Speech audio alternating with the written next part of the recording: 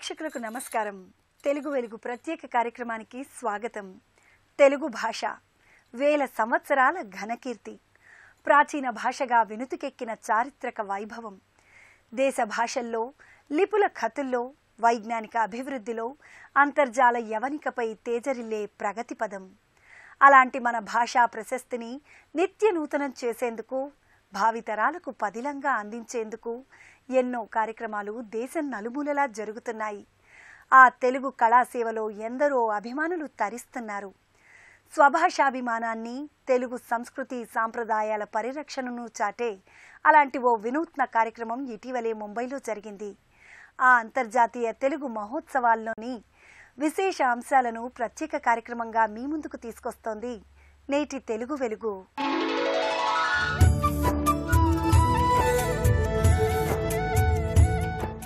నవీ ముంబైలో జరిగిన అంతర్జాతీయ తెలుగు మహోత్సవాలు ఇతర రాష్ట్రాల్లోనే కాదు, విదేశాల్లో ఉన్న తెలుగువారిని సైతం ఒక్కచోట చేర్చాయి. ఆ తెలుగు వెలుగుల ప్రారంభ సభ తెలుగు ప్రముఖులతో, కళారూపాల ప్రదర్శనలతో, తెలుగు పెద్దల ప్రసంగాలతో భాషా దీప్తులను వెదజల్లింది. ముంబై దేశ ఆర్థిక ప్రగతిని నిర్దేశించే మహానగరం. అలాంటి మహానగరంలోని నవీ ముంబై తెలుగు వెలుగులు విరజిమ్మింది. మన సంప్రదాయ కళలు, భాషా సాహిత్యాల వైభవాన్ని ఘనంగా చాటింది. రాష్ట్రేతర తెలుగు సమాఖ్య, మహారాష్ట్ర తెలుగువారి సమాఖ్య సంయుక్తాధ్వర్యంలో ఈ నెల 15, 16 తేదీలలో తెలుగు కళామతల్లి ఉత్సవాలు దేదీప్యమానంగా వెలుగొందాయి. అందమైన అలంకరణ స్వాగత తోరణాలతో ప్రవేశద్వారం ఆహూతులకు స్వాగతం పలికింది. ఈ తెలుగు అంతర్జాతీయ ఉత్సవాల ప్రారంభ కార్యక్రమానికి తెలుగు రాష్ట్రాల నుంచే కాకుండా ఇతర రాష్ట్రాల నుంచి, దేశాల నుంచి ఎందరో ప్రముఖులు, భాషాభిమానులు, సాహితీవేత్తలు విచ్చేశారు. మన మాతృభాషా మహోత్సవాన్ని ఆనందంగా ప్రారంభించారు. ఈ ప్రారంభ సదస్సుకు మహారాష్ట్ర తెలుగువారి సమాఖ్య అధ్యక్షులు కోడూరి శ్రీనివాస్ అధ్యక్షత వహించారు. అమ్మ ఒకటే కోరుకుంటుంది, మన భాష మనం ఇచ్చిందో అదే మన పిల్లలకి కూడా అది ఇవ్వాలి అని చెప్పి. నాకు ఒక కళ ఉండేదన్నమాట చిన్నప్పటి నుంచి కూడా, ఒక తెలుగు వారందరికీ ఒక సేవ చేసుకోవాలి అని, తెలుగుకి ఒక సేవ చేసుకోవాలని. ఆ ఉద్దేశంతో ఇప్పుడు ఒక ఉత్సవంలాగా చేసుకుందాం అనుకుంటున్నాను నేను. అయితే ఇది ఒక మహోత్సవంలాగా తయారైంది. చాలా మంది చెప్తూ ఉంటారు తెలుగు భాష ప్రమాదంలో ఉంది, తెలుగు భాష ప్రమాదంలో ఉందని. భాష కాదు ప్రమాదంలో ఉన్నది, తెలుగు జాతి. రేపు నీవు తెలుగు మాట్లాడని రోజు నీ భాష, నీ జాతి ఏమైతుందని ఒక్కసారి ఆత్మ పరిశీలన చేసుకుంటే అలాంటి ప్రయత్నం మనం ఖచ్చితంగా చేయాలి. సదస్సులకు తెలుగు సంప్రదాయ నృత్య రీతిల్లోని కళా సౌరభాలను గుర్తు చేయడానికి ఏర్పాటు చేసిన నాట్య ప్రదర్శనలు ఆకట్టుకున్నాయి.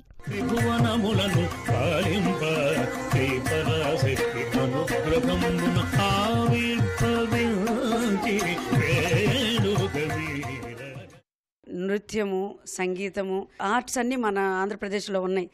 అవి బాంబేలో ఉంటున్న మేము తెలుగు వాళ్ళం మిస్ అవ్వకూడదనే ఉద్దేశంతో నా భర్త నన్ను ప్రోత్సహించి నన్ను డ్యాన్స్ క్లాసెస్ ఇక్కడ స్టార్ట్ చేయమని చెప్పి నా కొడుకు కూడా నేర్పాను.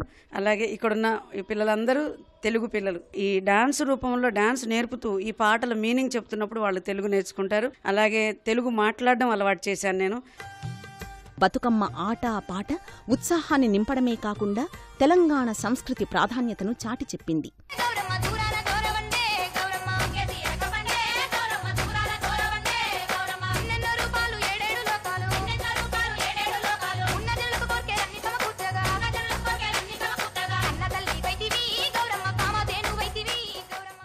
బాంబేలో ఉన్నాక కూడా మేము ఈ మన సంప్రదాయము మేము ఎప్పుడూ మరవలే.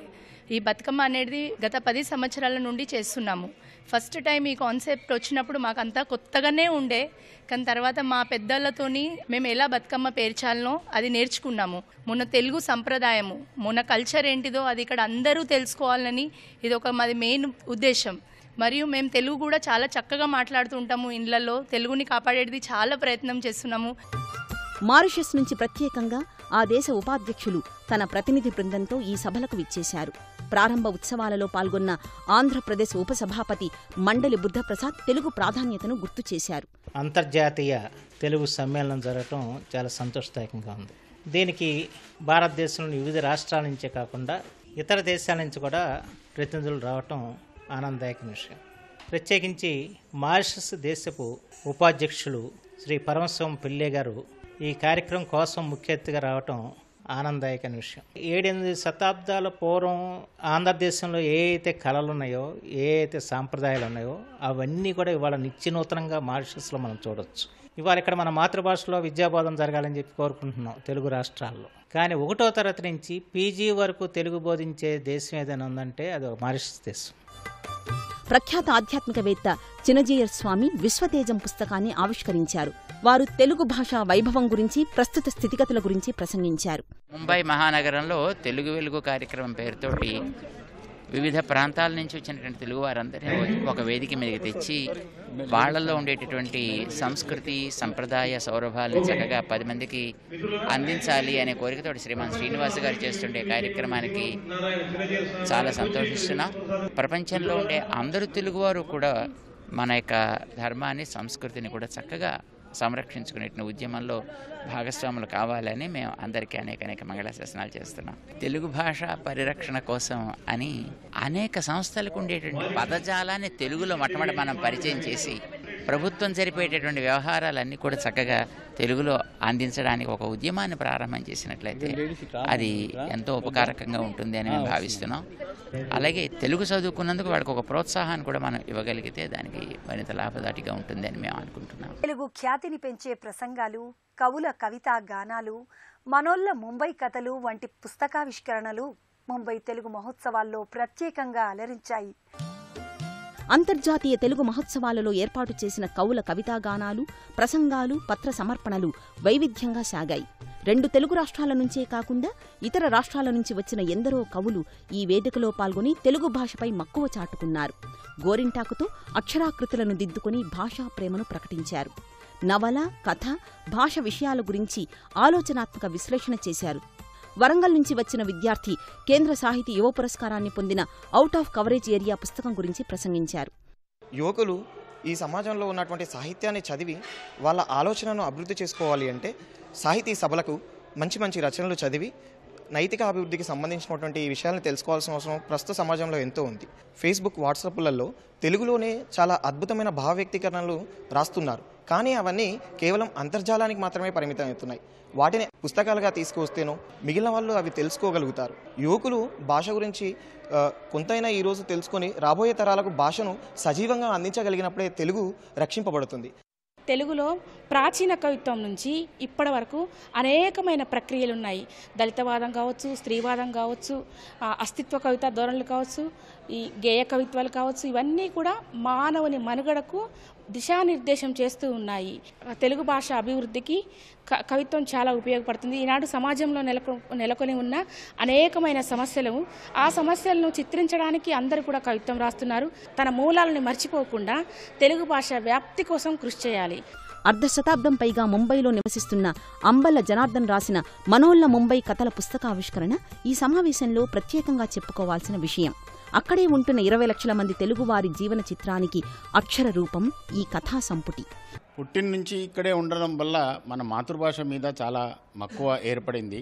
తెలుగు కాకుండా హిందీ, ఇంగ్లీష్, గుజరాతీ, మరాఠీ వచ్చినా నేను రచనలు చేసేది మాత్రం తెలుగులోనే.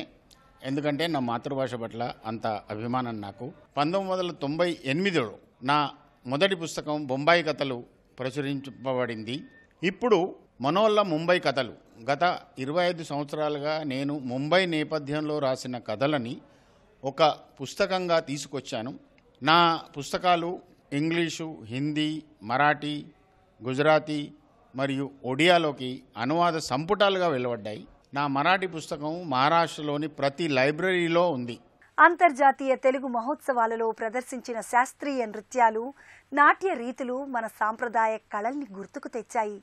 కనుమరుగవుతున్న జానపద కళారూపాలైన యక్షగానాలు, తప్పెటగుళ్ళు, డప్పుల శబ్దాలతో వేదికలు సైతం మార్మోగాయి. 2 రోజుల పాటు జరిగిన తెలుగు వెలుగు అంతర్జాతీయ మహోత్సవాలలో ప్రదర్శించిన జానపద కళారూపాలు తెలుగువారి సంస్కృతిని చాటి చెప్పాయి. ముద్రబోయిన రాములు ఒగ్గు కథారూపమైన ఎల్లమ్మ కథను 101 దీపాలతో అత్యంత మనోహరంగా ప్రదర్శించారు.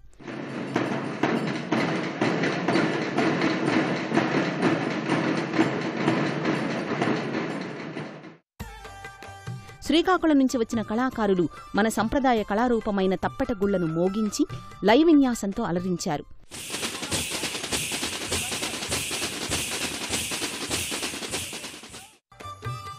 మరో కళా విన్యాసం డప్పు నృత్యం విభిన్న భంగిమలతో శబ్దనాదాలతో వేదికను మార్మ్రోగేలా చేసింది.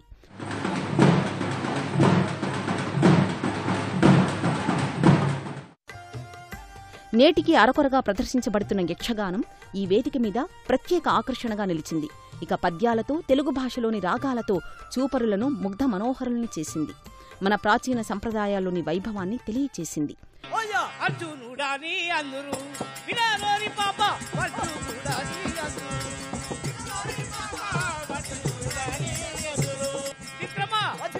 అవిక్రమ పరాక్రమ పేతుండను అరివీర భయంకరుండను అసమాన బలుండను అర్జున పల్గున పార్థ కిరీటి శ్వేతవాహనాయను.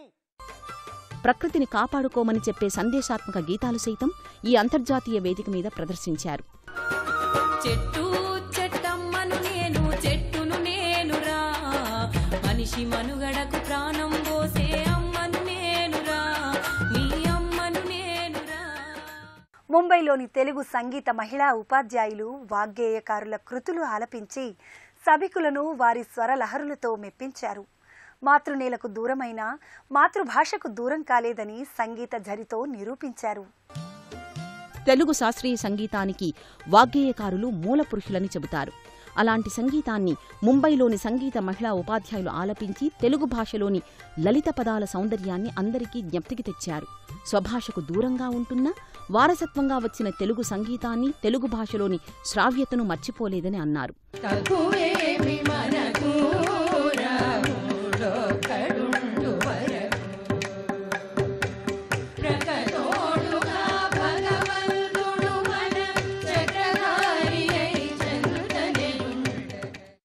మన సంస్కృతి సంప్రదాయాలు నిలబెట్టుకోవడం కోసం మేమందరం చాలా పాటుపడుతున్నాము. ముఖ్యంగా మన చిన్నపిల్లలకి రాబోయే యువతకి మన తెలుగు గురించి పరిచయం చేయటం, ఈ భాషలోనే మాట్లాడుకోవడము, మన సంస్కృతి నిలబెట్టుకోవడం కోసం మేమందరం కృషి చేస్తున్నాము. మన వాగ్గేయకారులైనటువంటి అన్నమయ్య, త్యాగరాజు ఈ పాటల్ని ప్రతి ఫంక్షన్లోనూ పద్ధతిలో నేర్పబడుతున్నాయి. ఈ మహోత్సవాలలో ప్రదర్శించిన ఏకపాత్రాభినయాలకు సైతం మంచి స్పందన వచ్చింది. చాణక్యుడి అవమాన భారం, రాజకీయ చతురతతో వ్యవహరించిన చక్రవర్తి వంటి ఏకపాత్రాభినయాలు ప్రేక్షకుల్ని ఆనాటి రోజుల్లోకి తీసుకెళ్లాయి. ఏ జంహలతో మీరంటిరో ఆ జంహలను ఖండింపకున్నా నే చాణక్యుడిదే కాదు. అవమానపరిచిన ఆ నోళ్లను శాశ్వతముగా మూయించేదా, మీ రాక్షస ప్రవృత్తి నిర్మూలించేదా. ఈ అంతర్జాతీయ తెలుగు పండుగకు ఎందరో ప్రముఖులు ఇతర రాష్ట్రాల నుంచి, దేశ విదేశాల నుంచి విచ్చేశారు. మారిషస్ దేశ ఉపాధ్యక్షులు తన ప్రతినిధి బృందంతో ఈ తెలుగు వెలుగు మహోత్సవంలో పాల్గొన్నారు. అంతర్జాతీయ తెలుగు మహోత్సవాలలో మొత్తం 29 రాష్ట్రాల నుంచి వచ్చిన తెలుగు వాళ్లు పాల్గొన్నారు. మారిషస్ నుంచి వచ్చిన ఆ దేశ ఉపాధ్యక్షులు పరమశివం పిళ్ళై తన బృందంతో విచ్చేసి 2 రోజుల పాటు ఈ తెలుగు శోభలో పాలు పంచుకున్నారు. అలాగే హాంకాంగ్లోని తెలుగు సమాఖ్య అధ్యక్షురాలు జయా పీసపాటి విచ్చేశారు. అంతర్జాతీయ తెలుగు సమాఖ్య అధ్యక్షులు డాక్టర్ సిఎంకే రెడ్డి ఇలాంటి భాషా సాహిత్య వేదికలు మన తెలుగు ఘనతను దశదిశలా వ్యాపింపచేస్తాయన్నారు. యూనివర్సిటీ లెవెల్లో నేను హెడ్ ఆఫ్ తెలుగు డిపార్ట్మెంట్గా ఉన్నాను. ప్రభుత్వం వాళ్ళు 1950sలో ప్రాథమిక స్థాయిలో తెలుగు భాష బోధన స్టార్ట్ చేశారు. ప్రస్తుతం యూనివర్సిటీ దాకా మేము BA, MA లెవెల్ దాకా తెలుగు నేర్చుకోవచ్చు.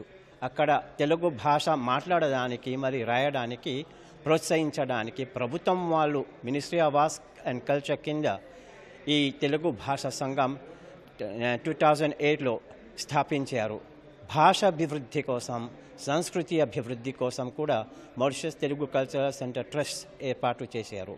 తెలుగు వారందరినీ ఒక తాటి మీద తేవడానికనే ప్రయత్నంలో ది హాంకాంగ్ తెలుగు సమాఖ్య అనే సంస్థని స్థాపించడం జరిగింది.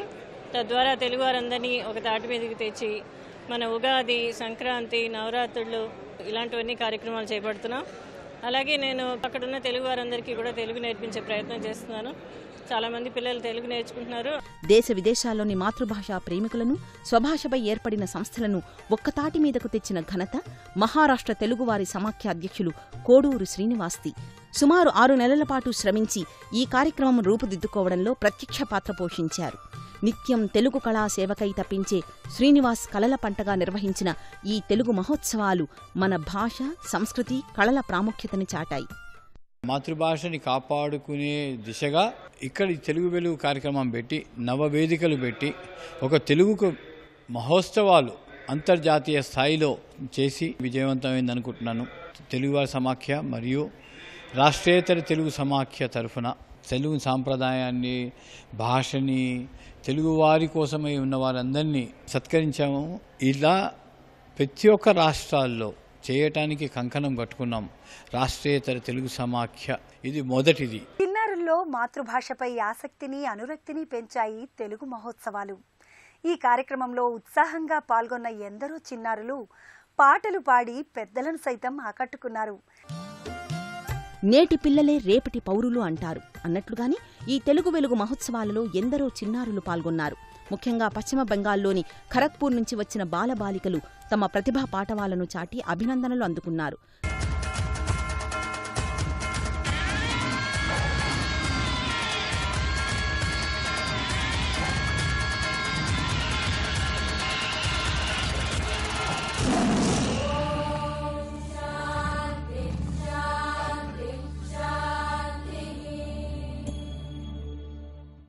ఇతర రాష్ట్రాల్లో ఉంటున్నా, స్వభాషకు దూరంగా ఉన్న ముద్దు ముద్దు పలుకులతో మన తెలుగును మరింత మనోహరంగా పలికారు. మాతృభాషను నేర్చుకోవడం పట్ల మరింత ఉత్సుకతతో ఉన్నామన్నారు. పాడనా తెలుగు పాట, తేనెలే చిలుకు మాట, పువ్వులే విరియగా నవ్వులే మెరియగా,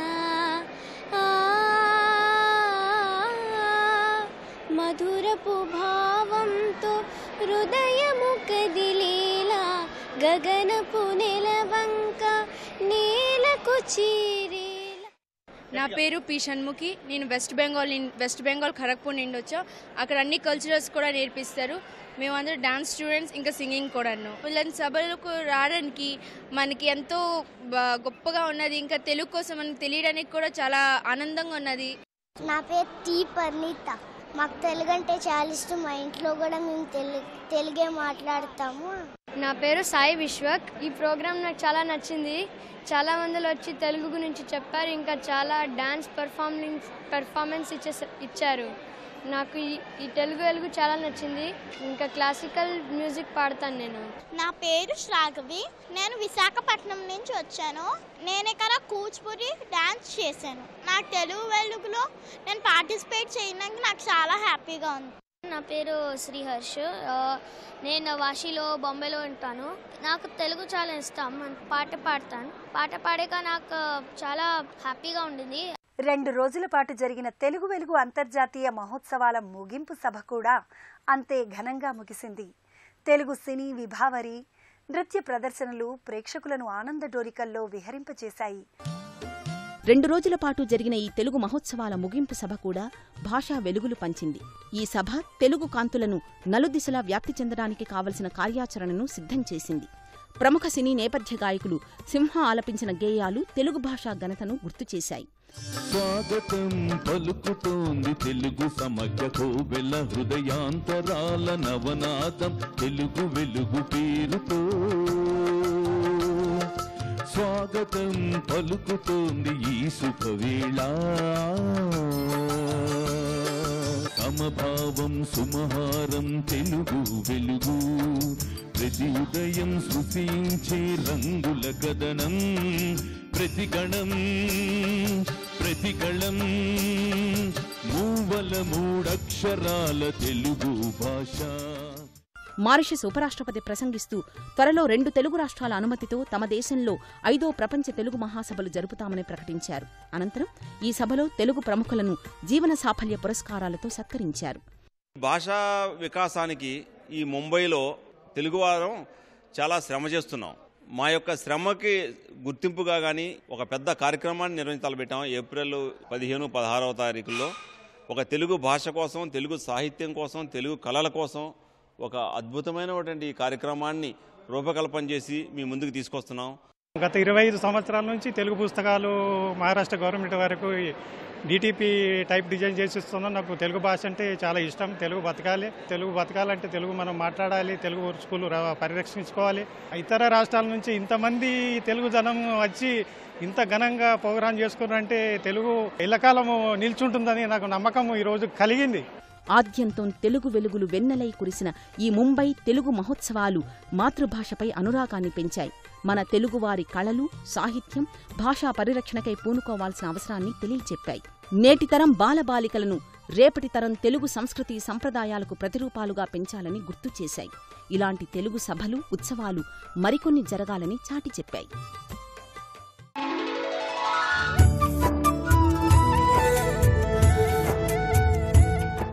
ముంబై మహానగరంలో జరిగిన తెలుగు మహోత్సవాలు మన ప్రాచీన కళలు, సంస్కృతి, భాషా సాహిత్యాల గొప్పతనాన్ని ఘనంగా చాటాయి. పెద్దల్లోనే కాదు, చిన్నారుల్లో సైతం తెలుగుపై అభిష్టాన్ని పెంచాయి. వర్తమానానికి, భవిష్యత్తుకు తెలుగు వారధిని నిర్మించాయి. ఇలాంటి భాషా ఉత్సవాలు జరిగినప్పుడే కాకుండా ఆ స్ఫూర్తితో తెలుగు వ్యాప్తికి నిత్యం పునరంకితులమవ్వాలని, మనందరం తెలుగును నిత్యం వెలుగులతో నింపాలని కోరుతూ సెలవు. నమస్కారం. తెలుగు భాషా సొబగుల తెలుగు వెలుగు కార్యక్రమాన్ని ఇప్పుడు యూట్యూబ్ ఆన్లైన్లో www.youtube.com/ETV ఆంధ్రప్రదేశ్ లింక్ ద్వారా కూడా వీక్షించండి.